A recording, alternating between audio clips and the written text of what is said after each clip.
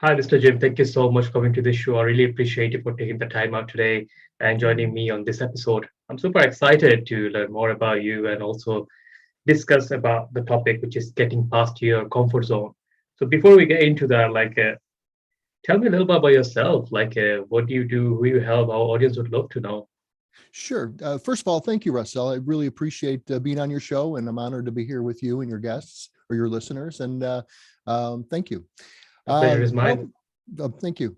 Well, I have Russell goes all the way back um, uh, to my childhood, and I've always been very independent and a an independent spirit, Yeah, and in a place where there's opportunity, but you have to have eyes to see the opportunity. And so I had this sense that there was opportunity. I had the sense that, hey, I want to have the freedom of my own schedule, setting my own schedule, mm, working for myself, setting my own income, everything else. But unfortunately, well, I shouldn't say unfortunately, because it was not. But at the time, I grew up in the United States it would be called a blue collar a house, which blue collar yeah, for the United States is factory workers, people who work very hard, and they earn good money, but they work very hard, yeah, and it's the focus. And for my background, growing up, everybody around me, the thing was get a good job yeah, and keep a good job. And even way back, I go way back, Russell. And for when I was a kid, it was get a good job that you stay in for your whole life and then retire from. But that kind of changed. But that really wasn't me. The hard work was me. That was fine. But I couldn't see. I'm really much more free spirited. yeah, And so about the age of 12, I wanted to be an entrepreneur. And I started, I had dreams of, making recipe books and having $5 bills come into my PO box and everything else, and had all these big dreams. And my father had a big library, and he was an engineer. He was actually what we would call a white collar worker, but he grew up in that same blue collar neighborhood, so right, it was home for him. But he had like a big library of books, and he had some business books in there. I would read those, and I dreamed of all kinds of different businesses. But Russell, I stepped out and started doing them. But as I did them, I became a serial entrepreneur, but I hmm, failed at most of my businesses. In fact, I failed at all of them, although a couple were okay, but yeah, none brought freedom. They were just like a glorified job. And so over decades, Russell, I realized that there's it wasn't an issue of lack of opportunity. It wasn't an issue of not being smart enough. It wasn't an issue of not wanting to work. It wasn't yeah, an issue of anything other than I couldn't do it. Okay, I couldn't get in front of people. I couldn't sell to people. I couldn't get in front of people to discuss opportunities, right, to even collaborate. And it was all inside, Russell. And it yeah, took me decades to figure that out. And over time, I had become, I studied so much business. I love business. I love business strategy, but I see business not so much, it's not like a corporate type of business. I see business as an expression of oneself. And that's hmm, really what I'm about. I'm about the personal growth. And so I started doing personal growth that would lead to entrepreneurial success with some people that wanted to start businesses. yeah, And I knew a lot about it. I knew a lot of strategies. It's just I couldn't implement the strategies myself because my own blocks, I was getting in the way of I was outside of my comfort zone. And the problem right. is, I needed a comfort zone like this, but my comfort zone was like this. So I was stuck in it constantly. And so, but I started realizing as I worked with people, and these people were smart people, and they were committed, and they were paying me well. So they were putting they were investing in themselves, but they couldn't do it. And I started realizing that it was really inside, and I recognized it because I was saying, "Hey, that's me." And so it was about 12 years ago, and I started doing the coaching, and about 8 years ago. Or after 8 years, so about 5 years ago now. So it's probably about 13 years. Um, Yeah, about 5 years ago, I realized that, you know what, I've got to work not with the conscious mind, which I do, and that's good, but I needed to work what was influencing the conscious mind to free the Right. conscious mind to work. And so I started to study how to work with the subconscious mind. I studied something called NLP, or neuro linguistic programming, and as a way to get to influence the subconscious mind to free it up Mhm. to do what the conscious mind was asking it to do.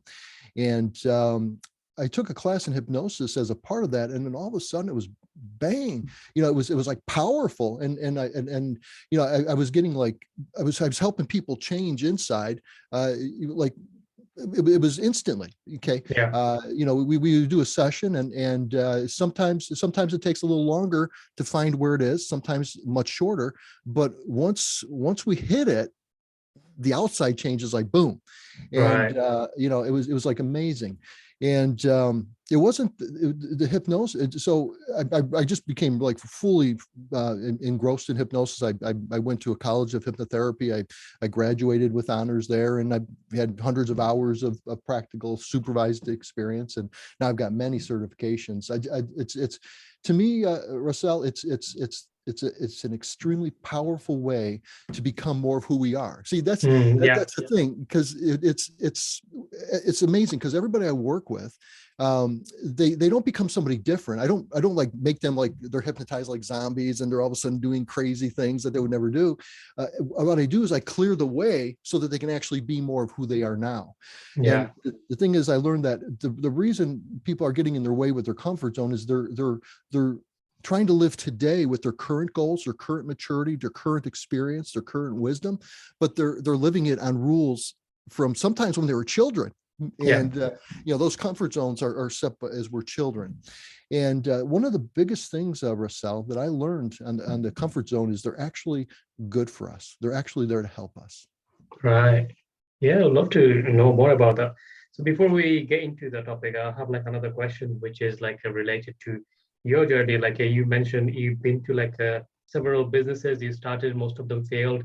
Mhm. What made you like keep moving forward, even though you had to fail businesses, and you decided to keep doing your own thing rather than getting to like a Wow.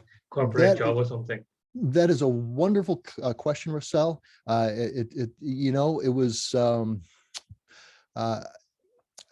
one thing I'm very committed for myself and for everybody. Actually, it's one of Yeah. my values, is that we are we are capable of great things. And the thing is, it's unlocking it. That's the trick. And Mhm. for some people, it's a lifetime. But then it doesn't really matter. But I just was not willing to give up, Russell, on who I am. Right. And when I say who I am, I don't mean I'm so great. I think everybody's great. And one of my passions is helping people be who they are. And Right. because I know that there's greatness there. And it's Yeah. greatness not that I put there, it's greatness that I kind of clear the road a little bit. Then they go, there's a breakthrough and Mhm. boom, they go. So yeah, I could not give up on myself, Russell. There were times where I slowed down. There were times where I had to back off and regroup. There were Yeah. times where, all that, but it was I'd love to say, well, I'm this great hero guy who, just in the face of adversity, just plowed through. It was decades of work. But the beauty is, once I found out where the answer lied, it doesn't Yeah. take decades. It took me decades to find the answer, but the answer doesn't. The answer is very fast. But yeah, I could not give up on myself, Russell. It's to me, that is when people give up on themselves, that's a very sad thing. And unfortunately, probably about 85% of people do give up on Yeah. themselves, because every child that I've talked to, and I love children because there's so much who they are. Yeah. The filters are not there, and they don't have the programming yet. And you could just, they have all kinds of dreams and all kinds of ideas, and then they Mhm. go off into the world, and then it's whatever neighborhood they're in, they're going to start picking up from just the culture around them, just the Right. ideas around them. They start picking up limitations, which are really okay. They're rules of society, and we need rules to live by, so we know how to work with other people. Yeah. But they're guidelines a lot of times, and if we can actually work within those guidelines and still be free to be who we are, and still be social, be civil, be responsible, as we want to be. And some people want to be quite a bit, and others less so. But it's really up to the person. But people give up on themselves, and it's a shame. And they give up because they don't know the answers. Everything, all their dreams get like wiped out. From first, they start hearing no in the home, and Yeah. it's a parent's job to help the child to be directed, and that's excellent when a child has a parent that loves them that much. Yeah. But parents are doing the best they can too, and so they just a lot of times they just get dreams taken away from their home. Then they go off to school, and dreams are taken away there. Then they go off and get a job, and the dreams get taken away there, and they get put more and more into a corner. And ultimately, then what a lot of people do is they then just decorate that corner as pretty as they can, and they just live in that corner. Yeah. And I think that's really a shame. Everybody, you think of any great person you can think of. You think of any person who's changed the world significantly, and they were really just like us, and Yeah. everybody's just like them. It's just that somehow they were able to go forward on some vision in some opportunity that existed right then. And I think that there's just unlimited opportunities around us. And I just, the world would be a very different place if even maybe 25% or 50% of people were able to fulfill their dreams. And because when people fulfill their dreams, they do great things for other people. Yeah. There's great benefit to other people. Sometimes it's direct, sometimes it's indirect. They make inventions, or they make Mhm. beautiful art, but everybody has that in them, Marcel. But it's all different expressions, and I don't know what their expressions will be, but everybody has it in them to express themselves fully. And I think that's a beautiful thing, Marcel. Yeah, And that's I great. didn't give up on myself. So, and I don't want Yeah. anybody to give up on themselves either. That's why I kept going. Yeah, it comes to like to the conclusion, which is like you knew like who you was, you found your identity, and like you knew like you're an entrepreneur, like you knew like you can help others, and this is your vision. So most people like struggle through that. That's why they live with like other people Mhm. identity. Like it could be their father is a doctor, Yes, they following their path of engineer, or like working in a minimum wage job, which is yes. respectable. If you love and enjoy it, that's totally Mhm. fine, Yeah, as long as absolutely. you're doing like a legal bill and everything. I'm Yeah. totally cool with that.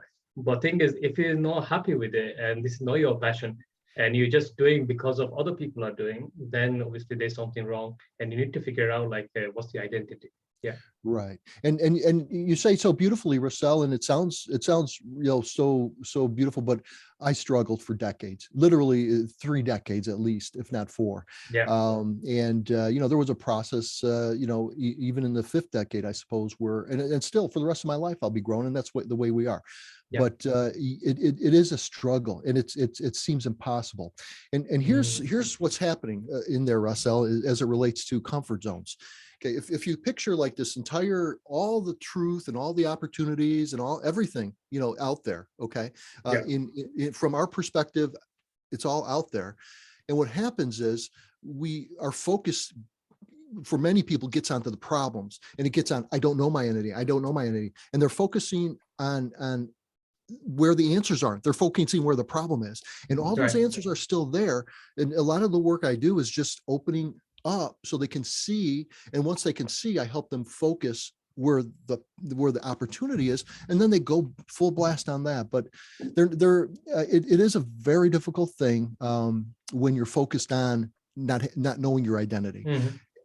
The trick for me was just accepting who I am, and that was hard to do too. That was a process. But the comfort zone, we are blessed. We are equipped with something very powerful, and that powerful thing is our comfort zone.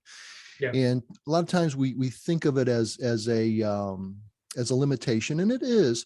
But what it's really doing, it's regulating our life so that we can be who we are. So we can, Yeah. it's based on our identity. The problem is we define our identity too small, at certain points in our life, and then we live with that limited identity, even when we grow bigger ourselves mentally, with the capacity. And so, but there's something called homeostasis, and it works in all levels of our being. And our physically, our body is continually regulating temperatures, regulating, systems within our body to match what's on the outside of us. And it won't go below a certain point.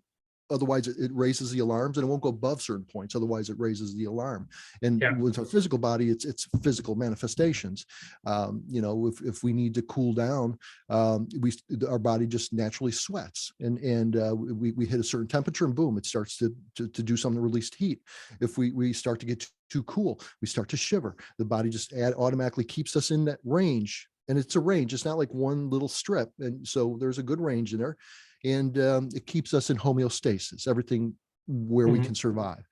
And our identity is something we actually create, and we allow it to be created by other people, or we create it ourselves by what we accept, for idea wise. And that's a good thing. It needs to change, otherwise we would not be able to grow.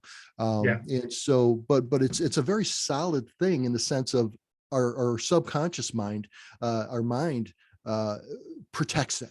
Okay, and it preserves it so that we can be who we are, so we can do things consistently in life, and other people can get to know with us, and we get to know them, who we are, who they are, and we can operate in life in a way that is productive and constructive, hopefully, ideally. But our subconscious maintains our identity, and there's a homeostasis on what we will do. And if we don't see from the inside ourselves as doing something great, we won't allow ourselves to do it, because it doesn't fit our identity within us. Yes, within us, exactly. And on the plus side, we'll only go so low. Now some people go very low, some people won't go very low, but they'll get a point where we see things getting out of control from who we believe we are, and then we say, oh, I can't live like this, I got to change it. We start doing something different, and that's just our subconscious keeping our identity in homeostasis. And that's a powerful thing. It's a powerful thing to protect us, but it can be limiting when we don't realize that's what's going on. But I think the first step from freedom from our comfort zone is embracing it, saying, you know what, this is here to protect me. This is here to keep me from doing something crazy, but where it gets in the way is when it doesn't allow us to learn how to do something crazy, it's kind of. So did you follow any kind of like steps in order to coming out of your comfort zone, like while your business, building your businesses and etc.? There are strategies for that I've learned. I didn't at the time. I think my way, Russell, because I had to do something, was to just bulldog my way through. I just push my way through, and just by sheer willpower, and I did. Right. I was a stockbroker in downtown Chicago many years ago, decades ago, and I thought, well, if I was not able to make a business go myself, but I knew that salespeople can make their own income, and so that's kind of like being your own business, and I won't have to worry about everything. So I started doing that, but I was making like 300 calls a day, cold calls.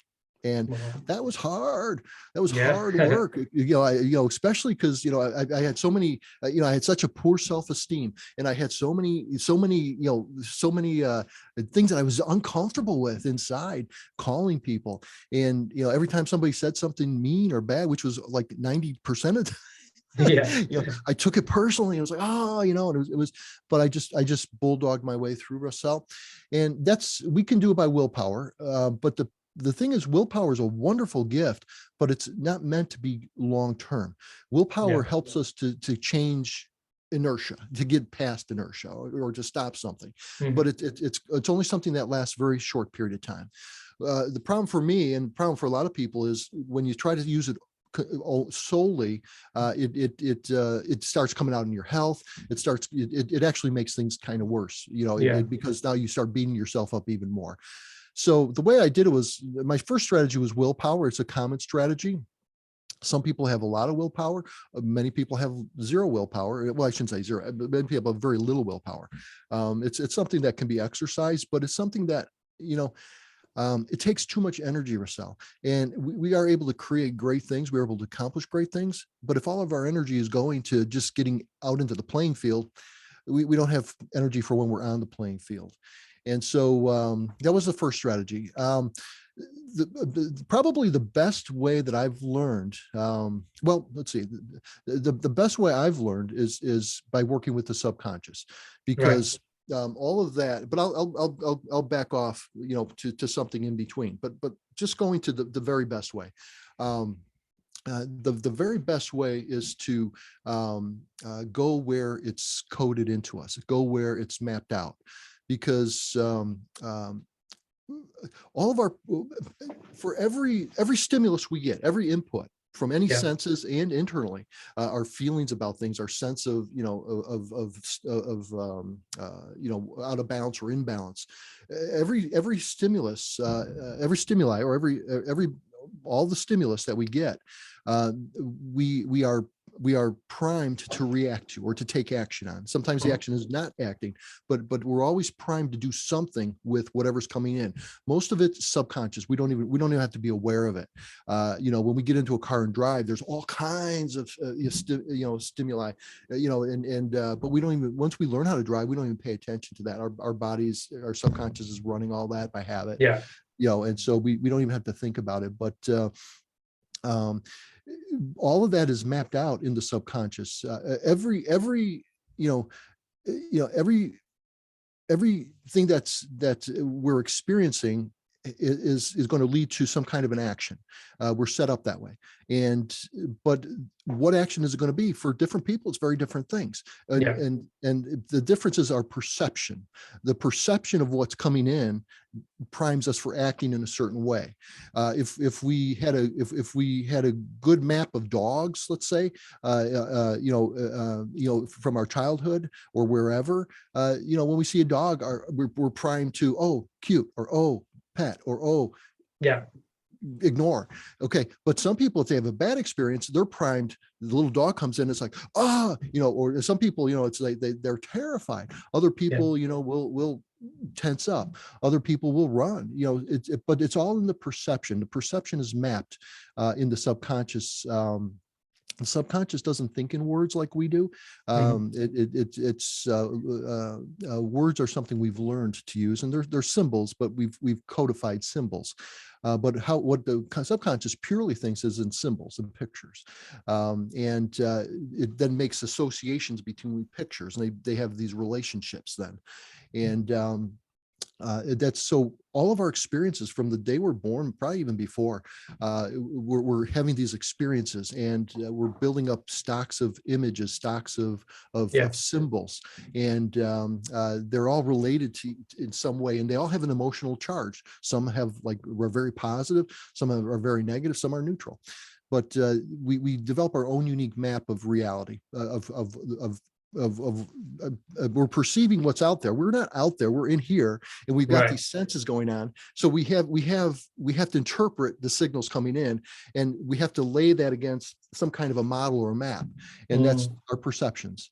And those perceptions are all in symbols and associated to one another, and they just grow to make an entire landscape. It's a symbolic landscape that we live by. We pretty much are never aware of it because it just happens automatically. So the best way to change the way we're thinking of ourselves or how we perceive ourselves is there, because it's mapped out there. And so if we go to the map and we've rearranged the map, what happens is the outside instantly changes. Okay, so it's like instant, because what's going on now outside of us, whatever actions we're taking or not taking or whatever we're doing, is directly influenced by the map of what's going on inside, because it's subconsciously making our decisions, and we're acting on that. Once we change the inside, the outside is automatically works. Automatically, yes. And it's an amazing thing. And you know how you used to do it, but it makes no sense, because now you see it different, and it's transformational. And that's why it can be so quick, because it's that transformation will happen in an instant once we find it, once we get it. That's the best way to change limiting perceptions of ourselves, by expanding our map of the way we perceive ourselves. Now we can do this without hypnosis, outside of hypnosis, and this is a good strategy for it. We have to somehow get it to our subconscious. Hypnosis is a way to directly put it there. Without that, we have a layer of automatic defense to protect us. That's our critical factor or critical filter. And up to about the age of 6 or 7, children live in hypnosis. That's how they learn so fast. It's if you ever see like a child, I love watching children when they're watching like a cartoon or a movie, or they're hearing a story, especially with puppets. It's like you'll see them as like, and they'll just get to stare and their jaw will drop. They're hypnotized. Those are signs of being hypnotized. Being hypnotized is just turning inward, and your subconscious becomes dominant. It's because it's now dominant, it's in the forefront, it's absorbing everything. And kids, when they're watching this stuff, they're not even aware of what they're learning, but they're learning what objects are. They're learning what relationships are between different objects and different people. And they're paying attention to the story, but their subconscious is so open that it's just absorbing it all. It's becoming a store. Everything. Exactly. But about this age of 6 or 7, very importantly, they begin to reject ideas, and their subconscious then starts, their critical filter starts kicking ideas out. And as adults, when we start going out into the world, even as children, but as we start mixing more with other people, we need to be able to do this, because we need to not absorb every idea, because there's a lot of really bad ideas out there. and so we need something that we don't have. We can. Our conscious thoughts are very limited in terms of, they're very linear. They're super powerful for what they do, but they can only handle so much. And so the subconscious handles most of what's going on by habit, so that we can free up our brain's capacity to think and do what it's powerful with in terms of our conscious mind. But the critical filter does that for us. We don't have to think about every idea, weigh it out. But the thing is, everything gets filtered out. Well, what makes it through? Well, what makes it through is what makes a big impression on us, what makes a big impact on us, and something that's repeated over and over and over. Because what's happening is ideas are coming in, they're getting hit, they're in our head, on the surface for about 24 hours, and then they just get dissipated. They get forgotten about. They don't really sink in where our subconscious is working. But our subconscious is actually a goal-seeking machine. This is a great power of the subconscious, a great resource we as humans have. It will actually begin working towards our goals. And it's aware of everything coming in, and it's also aware of opportunities. But if our conscious mind has not set something as a priority, it just ignores it. It just pushes it out. But once it thinks it's important to you, once it buys, hey, okay, this is important to this person, it will start showing you more and more. And it's almost like it's been compared to a homing device on a guided missile. And the way that works is you put in the target, and then the missile will go towards it, but it will be constantly changing. And this way, when it's off target, it'll be constantly looking, and it'll be constantly looking for where it's on target. And well, we have something called the reticular activating system that does exactly that for us. This is why perhaps, Russell, you've had the experience of maybe buying a car or something you wanted to buy, and you bought it, you were really happy about it, but then all of a sudden you started seeing that same car everywhere, or the same color everywhere. That's your reticular active. You've made an emotional decision. You've decided to buy something you've invested in, or you really want it, and you've been thinking about it. So you get that impact, emotional impact, and repetition, and now your reticular activism. That's like putting a target into that guiding system, and now you're seeing it everywhere. And so, this is how, if your goal is to, like in the context of what we started talking about in terms of business, if your goal is to find opportunity to start a business, if you are constantly thinking about it and dreaming about and picturing it, as long as it's not conflicting with your picture of yourself, your subconscious will start to show you where the opportunities are in your environment, because it's picking up everything. But now your reticular activity is saying, here, look here. Oh, that's a waste of time. Oh, here, look, do this, go. Yeah. And it's in there aiming for us. And so what we want to do is we want to program that. We want to put in the target, and then but we need to get it through the critical filter and or the critical factor, some people call it. And we need to do that with two things: impact of emotion and repetition. And so it can take a very long time. Then it gets complicated because we start having negative thoughts. We have doubts. We have pictures of ourselves, and it doesn't match up. And our subconscious is going to preserve who we are. That's what holds our identity together. And so that starts getting in the way. So, people do it, and they do grow, and it's possible, but you have to stretch it out. Okay. It's like a hat, like a beanie type hat. Okay. Yeah. If your head's like real little, you got your nice little beanie cap, it fits perfect. And then one day, somebody borrows it on you and you don't know about it, but their head's like this. They put it on, then they give it back to you. It's like, it's like it next day doesn't work anymore. Yeah. If that's your comfort zone, you stretch it. You got to stretch it out. Okay. And then once it's stretched out, it no longer fits the old you. Yeah. And so you naturally stretch out your comfort zone by going against it.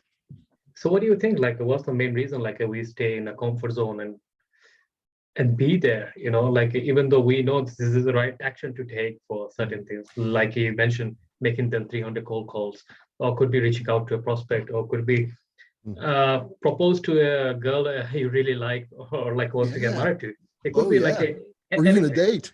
Yeah, or even though asking for the raise we want from our boss. And we often stay on our position because I'm comfortable where we are, because I don't want to stretch it. I'm shy or other things. Right. And even more so, a lot of times we're not comfortable where we are, but we're not willing to stretch it either.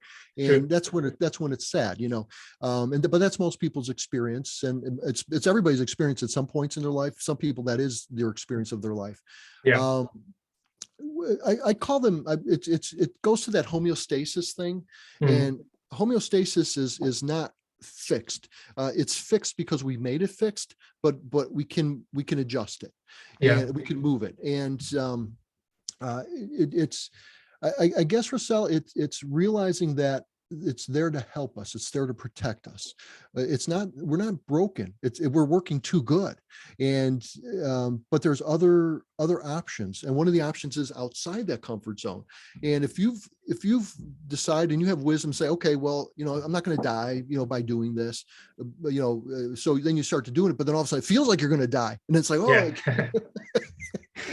So what's going on there, Russell, is I kind of have a picture of that, and a metaphor, so to speak. What's going on is, as children, or even as adults, but usually it's most of it's like things we picked up as children.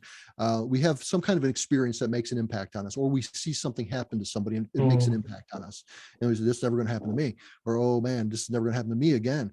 And that's that thought there, that intention, that decision. It's actually a decision, but because if it's an emotional impact, that decision goes right to the right to the map, right to the core of how we're mapping things. In fact, that's how phobias start. It's like such an impact, and all of a sudden you're like terrified, but it's instant. But when you're a kid, you're sitting next to your friend in class, and then the teacher moves you across the room because you've been talking too much. Now that's like a major thing, right? Yeah. So as kids, things that we would grow up, we would never think that would affect us. We would never even remember that. But subconsciously we mapped in ourselves, this isn't going to happen to me again, and we're operating off that. So it's like we take these little lizards, these little tiny, cute little lizards, and we put them out when we're kids. Okay. Protect me, protect me, protect me, protect me. And like kids do, protect me, protect me, protect. It's like insignificant. We never think about it. But then we go about our lives, we grow up, but we don't realize that those little lizards are actually become full-grown dragons. And those full-grown dragons live at the edge of our comfort zone. And their job is to protect us. We put them there. We gave them the job of protecting us, but we forgot that they're there. And so we're living within the kingdom that we've made, but we know there's stuff outside the kingdom we want to go to. And so we go to that gate on the wall of our kingdom, and we open it, and that's our comfort zone. And we look out, and all of a sudden there's a dragon at the door, blowing fire. And we go, wow, and the thing we don't realize is we put it there. It's our friend. And my approach is to not to take them away, because they're there for a good reason. But my approach is to tame them, to take what they're trying to do, and then use it for going forward outside the walls. For example, you mentioned the cold calls. Okay, so a person might want to do a cold call, but they feel really they feel very intimidated by that phone, and they're picturing, they're picturing people eating, they're picturing people being angry, they're picturing people being totally bothered because they're getting a phone call. They got all these pictures in their head, right? And then they got to make this call, and then they make the call, and then they hear like a little hesitation. It's like, oh, and then it's like, oh man, I'm interrupting, or oh, I hate doing this, and then when they get a bad response because somebody's just having a bad day or whatever, then it's like, oh my God, I was right. Okay, so what really, everybody's different. So, but here's just an example. Well, what it's trying to do is it's trying to help you not to bother people. It's trying to help you to be sociable and civil, and not barge into people's lives. So, that's a good thing. That's an honorable thing, but it's backfiring in a business sense, and it's appropriate in a business sense, but we're living by this rule, that's there to help us, to keep us, good natured towards other people, or not intrusive to other people. But the thing is, at a certain point, if you've got a solution to help somebody and they don't know about it, and then you're really helping them. And so what you kind of have to do is you have to start remapping what it means. And you have to start understanding, okay, this dragon wants me not to hurt people. So like, look, okay, it doesn't, why does this dragon not want me to be intrusive? Well, it wants you to be, well, for a lot of people, it wants you to be liked. So, why does this dragon want you to be liked? Well, because you're a nice guy, and or gal, and people, people like to be liked, generally speaking, and so, okay, so that's good. So what's so important to that dragon that you be liked? Well, it wants, it wants to have an impact in people's lives, be relevant to people's lives. Okay, so it goes all the way back to something where, oh, okay, making this call actually does that. And the reason you want to make the call is actually to do that. You're just not realizing that. And so now, well, how is the call actually helping people? And is it worth it to, to get some bad reactions to find the one person out of 100 or 200 or 300 that can be helped? I made 200 calls or 300 calls a day, checking them off as I went. And, out of that, the few people every couple of days, they got good help. Yeah. It did good for them. And I didn't know who they were before I called. I had to call. How would I know? So, in that scenario, in that scene. So it's really, the dragon that's protecting me is not protecting me from making the cold call. It's protecting me from not being socially obnoxious to people. And it doesn't want me to be socially obnoxious to people, because it wants me to connect with people. And the way to connect with people is not to be socially obnoxious. And so, well, how is this cold calling connecting me socially? Well, it's connecting me with a very specific group of people I don't know who they are until I make the call. Most of them don't fit it, but when I do find it, that's the people I want to help. That's who I want to work with. That's who I'm now being very relevant to, and I'm connecting with at a very meaningful level. So does that make sense, Russell? There's kind of a lot. Yeah. Okay. Yeah, that's great. I really appreciate you for sharing your thoughts. And that was like a really, really deep, and I hope our audience likes it. So absolutely, we are running out of time for this podcast, and it was like a pleasure you coming to the show and sharing the valuable lesson to our audience. So those who are listening, if they want to reach out to you and learn more about you, also get some advice on how they can get out of their comfort zone and scale their Yes. business to next level. So where's the best place to find you? I think, Russell, the best place is to go to my website. And at the top of my website, there's a button to click, a little link that you click to schedule a consultation call. And the website is www.entire, ENTIRE, mind, MIND, advantage, ADVANTAGE.com. EntireMindAdvantage.com, all one word. And go to that page and you'll read a little bit about me there if you want. But the most important thing is to click that button up on top. And the button goes to a 20-minute call. And it's a discovery call. There's no sales on the call. It's really just to see if I have some resources that can be helpful to you. Sometimes it's just that conversation. If it makes sense, to do something more, then we'll schedule it at that time. But it's just a 20-minute call, and it allows me to find out what you're trying to do, how you're getting in your own way, and I can make some suggestions right on that call to help you out there.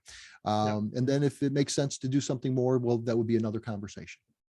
Yeah, that's great. Thank you so much for sharing this information. Thank you, you so Russell. much, Jim, coming to the show, and really appreciate it for sharing the valuable lesson to our audience. And I wish you good luck with your business and career and life also, and great health. So thank you. And the same to you, Russell. Thank you. And thank you to your audience. And it's been an honor to be here with you and them. You're most welcome. So yeah, that's a wrap, guys. Thank you so much for listening to this podcast. So you know how to find Jim. Go check out his website and reach out to him if you want to work with him or learn more about him. So yeah, till then, stay safe, stay healthy. I'll talk to you on next episode. Take care, everyone.